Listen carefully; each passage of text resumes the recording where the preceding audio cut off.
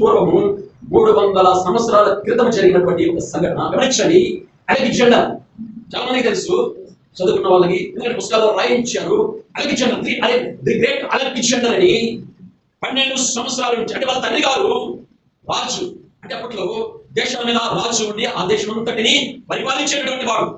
అయితే ఒక రాజు కుమారుడు యొక్క అలెగ్జాండర్.